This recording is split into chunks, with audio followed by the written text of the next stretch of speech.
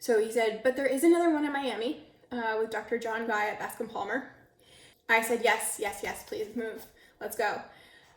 So at the same time, it was another week of waiting, and I was trying to be as normal as possible. I was commuting into the city a couple days of the week from New Jersey, and one of the days I was commuting back on the ferry, Dr. John Guy called me, and he said, it looks like you're a candidate, and how about we get some needles injected into that eye? So I said, yeah, that's a dream come true. I got, as much of the information that I needed from him prior to, really signing off on it. And my mom picked me up from the ferry that day. And I looked at her and said, let's go down to Miami next week. So we went down to Miami. I did the baseline 1 tests. And the baseline 1 tests for acceptance into the trial was probably a day of 8 hours of testing, from anywhere from, vision tests, which of course is going to have to be done, to also, a gamut of blood tests, a gamut of labs. So we went down to Miami for the baseline 1 tests, and those baseline 1 tests was probably about an 8-hour day of anything from, a ton of labs, a ton of vision tests, a couple different doctors, actually looking at my eyes, chest x-rays, etc., EKGs. We left that day not knowing if I was accepted or not, so that was a little stressful. So we went back to New Jersey. I heard back about a day or two later that I was accepted, because I wasn't, what if my blood sugar was too high? And they said, you're probably not a candidate. So it's a true factor that your body has to be as absolutely healthy as possible to be accepted into some of these trials. So luckily I fell into that, and we went back a week later. I went back with my husband for the baseline 2 tests. That baseline 2 test determined that my right eye was the worst, which was the first affected. And that was the one that's going to be injected by the virus. The day after that, we got the injection. The injection was pretty scary for me, but actually, through all of this, my theory is that, everything is scary except for the next thing. So, MRIs are scary, spinal taps are scary. Some of these vision tests could be minorly scary, but the eye injection was a little bit scary. So, but we did it. Everything went well. Dr. Guy said, Dr. Davis injected me, the injection was textbook, and my eye pressure was pretty pristine right after. The next day we went back for the day 1 tests, and I was able to see 1 line further on the eye chart from 4 meters. So that was promising, because what the coordinator and what Dr. Guy has said is that if a participant begins seeing some improvement starting day 1, they'll continue to see it through month 3 and through year 3. So got to keep the positivity up there. So then we went back down for week 1, still some improvement. So that was positive. And then about 2 weeks after the injection, I had some discomfort, and I started seeing some floaters in my right eye, and that was the injected eye. They kind of said, that's probably pretty normal. A couple people have seen that. And keep in mind, I'm only the 23rd human that's been injected. They injected primates before this, and the primates saw some inflammation in the injected eye. 3 other humans had inflammation, but they weren't symptomatic, and I was starting to feel some discomfort. So Dr. Guy said, okay, if you're seeing issues or a difference in your vision, let's get you either back down to Miami immediately. It was July 3rd. So that was a little bit difficult. There was, 0 flights available. So I said, I'm going to go back to Mark Dinkin. He'll be able to look at it and tell me what's going on, right? So Dr. Guy said, yeah, that's a good idea. So Dr. Mark Dinkin said, you have something called uveitis, which is your eye is fighting off this virus that they injected you with, and your body's doing all the right things. And at the same time, I said, okay, well, I wasn't sure how long your body takes to fight off uveitis. And we live in a society where if you get a sinus infection, you get prescribed antibiotics. And those antibiotics take, 2 days for you to start feeling better. But with uveitis, it could take months if you don't get treatment. So at first I said, let's hold off on the steroids because I kind of want to keep this virus thriving and helping my genes and helping my optic nerves. And he said, okay, that's pretty good of you. So I waited a week and my right eye got pretty red and pretty discomforted and I was scared. So I called Dr. John Guy and I said, I'm going to see you in a week for our month 1 visit, but I think I need to do something. One, because when I saw Dr. Mark Dinkin, my pressure in my eye was probably twice as high as normal. It was around 30 and usually it should be, closer to the teens. And so we took some pressure drops for that. But Dr. Guy said, yeah, let's start some steroid drops and try and fight this off a little bit. So went down to Bascom Palmer a week later after starting those drops. I was a train wreck. My mom said, you need to calm down. The coordinator said, you need to calm down.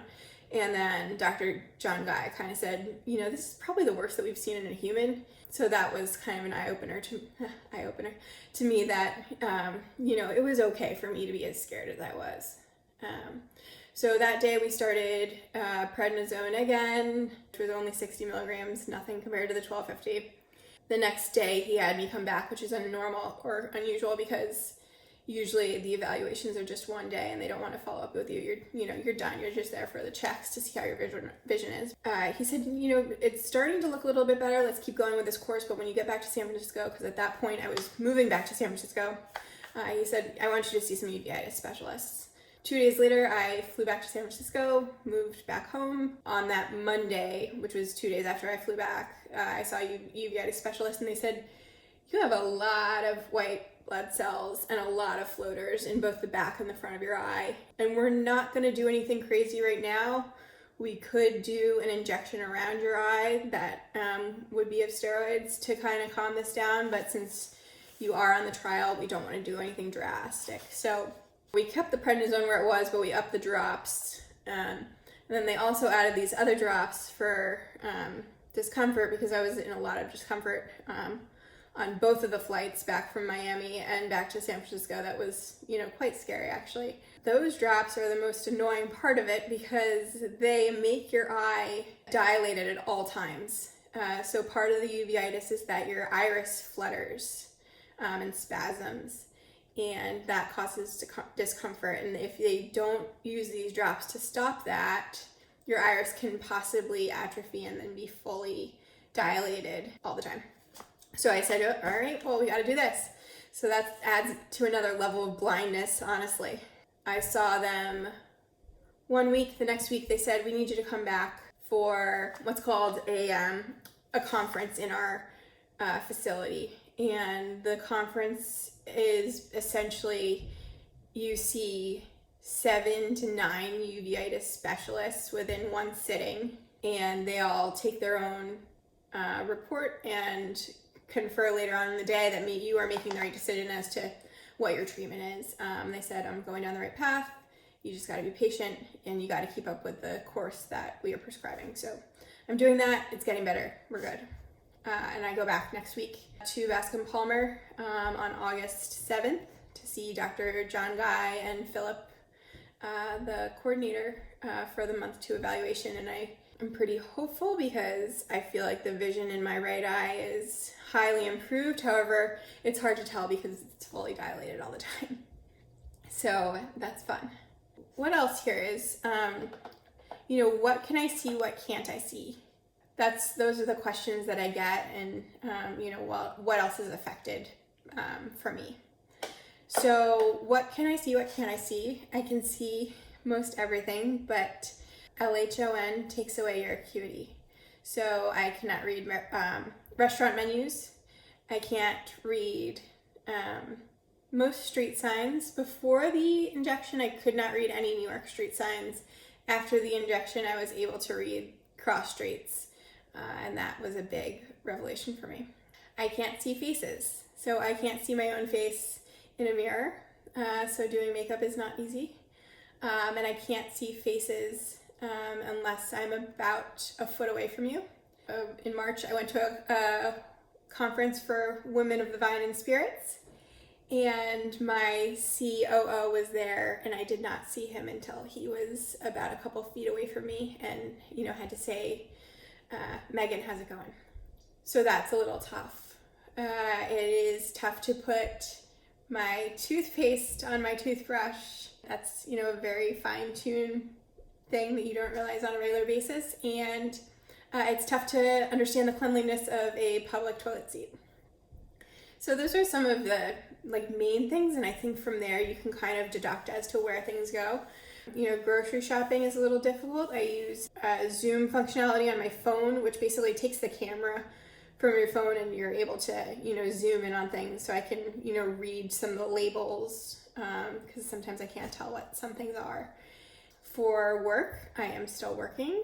My company was amazing, and I said, I need some 4K monitors, and they, purchased me some monitors, and then from there I zoom in on everything at least 200%. So I'm going to do another, session where I can, show you what that looks like and what my work environment looks like a little bit. My husband is currently outfitting the house with black whiteboards. So it's a blackboard, which is essentially still a dry erase board. It gives me some high contrast, where the writing I use is fluorescent or white. That allows me to, just take notes on things that I need to get done, the flights that I need to book, the purchases that I want to make, the grocery lists that I need to keep, stuff for work where, everything just needs to be done in large format. Because if anything that I write is in the size of a pen, it's basically lost to me. So if it's not the size of a Crayola marker or larger, it's kind of useless. The rest of me is healthy.